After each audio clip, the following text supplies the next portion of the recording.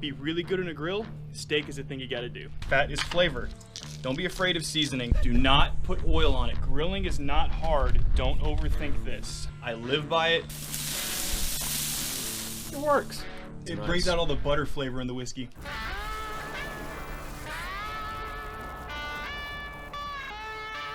Hi y'all, we're Whisky And BBQ. That's Evan, the guy that steals a bunch of my stuff. That's Ryan, who gives me a bunch of stuff to steal. He's also your cook. And he's come up with the, what do we got here? Sirloin, New York? No, you wanted ribeyes. Maybe my wife wanted ribeyes, which means I then want ribeyes, yes. Yeah. All right, so here's We've all been there. Right. All right, so here's what's going on today. We're gonna do a reverse seared ribeye. These are prime ribeyes, got them from HEB. Whenever you're doing steaks, one of the very first things you want to do is season them up and leave them sitting on the counter for about 20 to 30 minutes. You want them to get close to room temperature. You want moisture to start getting pulled out, because with the reverse sear, we're going to smoke them for a little while, and that's going to help the smoke adhere, and that's where you get the smoke ring and a good flavor from. With ribeyes, one of the main things you're going to be looking for is the marbling of it. Now, this is not marbling. All of the fat on the intermuscular parts, that's marbling. That's where you want your steaks to have a lot of that goodness, because fat is flavor. That's where all the flavor comes from. All right, so I'm not looking for these big things here. I'm looking for these little guys inside here. Right, because remember what we said about fat? This fat is hard. That fat will hardly ever melt down, right, but all that fat is nice and soft, and that's where you get a really tender steak from. And that's going to go throughout and just give it flavor. Yeah, because see, like that'll just break right out. Whenever we're cooking that, that's just going to fall out. And give that to the dogs. And then you can do whatever you want with that. Disclaimer, personal opinion, always cook a steak that's at least an inch thick, because that's where you get good flavor to it, you get good tenderness to it. Real thin steaks, you can just ruin those pretty quickly. This is one of the things you don't want to do on a curbside or a delivery. Nope. This is something you want to go in and pick it out. Because if you do a curbside or delivery, it won't be like this. No. They will be... Yes. Okay. So seasoning, salt, pepper, garlic life. I live by it. I love it. It's clean. It's easy.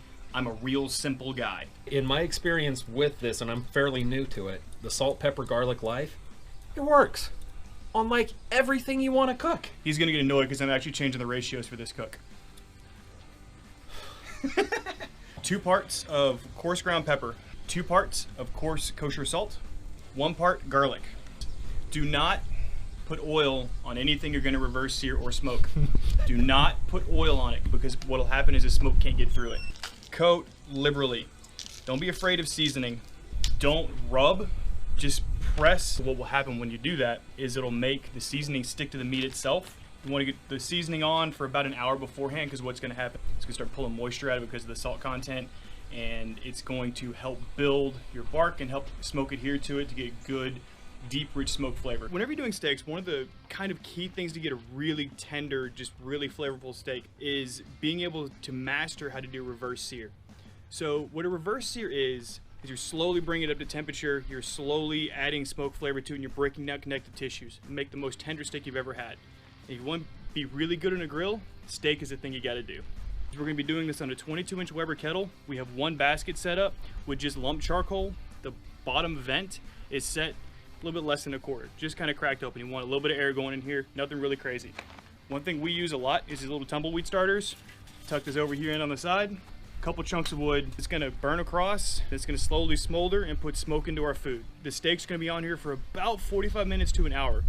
We like them at medium rare, so we're gonna pull them at rare, about 110, 112 degrees. What we're going for is just one end of it lit, where it just kind of slowly smolders, put some smoke into it. You're not gonna want your grill at 225 degrees or anything hot. You just want it about 150, 180. You're really looking to cold smoke these steaks to really start breaking down that connective tissue. Remember, we seasoned these up beforehand. You can see how the salt is kind of dissolving. The steaks look nice and wet. I put them directly on. You're not going to want sizzle. You're not going to want any craziness like that.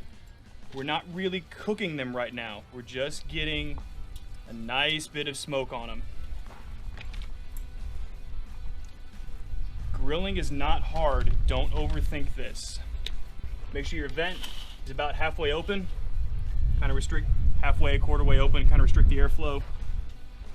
You're gonna put the lid on, you're gonna put the damper on the opposite side of the smoke, because what you want it to do is you want the smoke to pull across the meat to come out of the damper. If you put it this way, it just all goes straight out and you're losing all your goodness.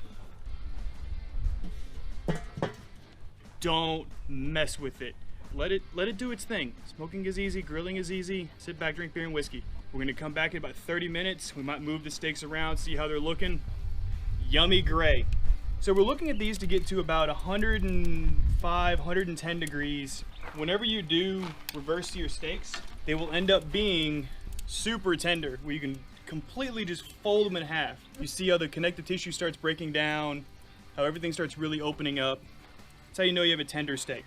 That's what you're looking for when it starts to almost fall apart. We're gonna take our chimney and we're gonna dump all of that in the chimney, and then we're gonna fill the chimney up. Because whenever we sear these, we want all the degrees, because we're gonna do a ridiculously hard sear on this.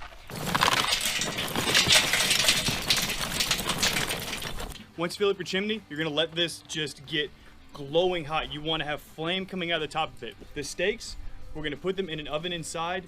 No temperature, no heat, no nothing. We just don't want the flies to get near them, because Texas. Chimney's been going for a little while. Gonna pour these in. More charcoal on top of it. Damn glove won't come off. We're just gonna let this get rolling hot. As hot as it can get. I want flames coming out of here, vents all the way open, lid off, just all the degrees. Once flame is coming up above the grate, we're gonna start searing some stuff. Here's a super simple trick for getting the absolute hardest, most amazing sear ever on a steak. You take a stick or two of unsalted butter, melt it down, 2 tablespoons of garlic, salt, pepper, and you're gonna coat the steak in it. What you don't want to do is put the steak in it and let it soak up. So, roll, toss.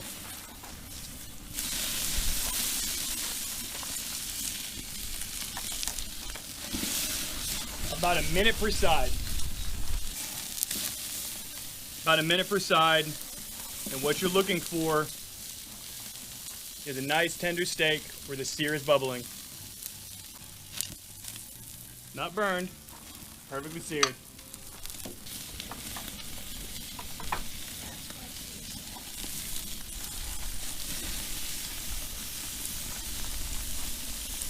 Oh look, I burned all the hair off my arm again.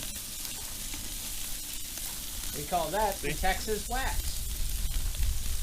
Yep. So be careful when you do this. Look at all that nice man forearm.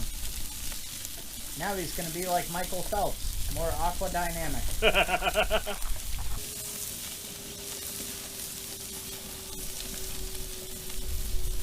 All the fat nice and seared. Remember, the best meat, no matter what, is the one your friend makes and not you. Great part about reverse sear is you don't have to let the steak rest. It's already been resting. That hard sear is not going to have any juices moving out of it. We've got some zucchini that's been on. I've got some sweet potatoes. We're going to pull these over here. We're going to get reset up. We're going to do a taste test. And we're going to pair this with a whiskey that's going to go really well. So while Chaos over here pours some whiskey, I'm going to break down a steak.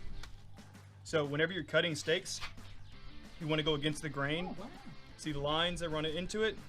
First cut with the grain, and then cut against it. What do you mean, grain? He just explained. I just explained it. Yeah, Oh. literally just explained. So it should look Here, like drink that when on you that. cut it. There Cheers. you go. Here. I don't think you ever took home ec. Oh, look at that. What's Look sad at is that. I did. They just taught me how to do laundry. Oh, yeah. Oh, yeah. So we've got some Highland Park 12. It's a good smoky scotch. It's made in it's a single malt scotch, 12-year-old Kirkwall in the Orkney Islands of Scotland. Ooh, That is it nice. brings out all the butter flavor in the whiskey. Yeah. Yeah. I just need a little bit more of that. That's even better the second time around. Uh-huh. See you next time. Cheers.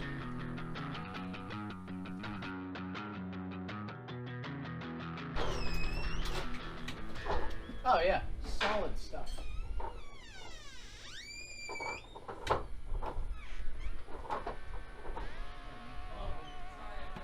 GoPro, stop.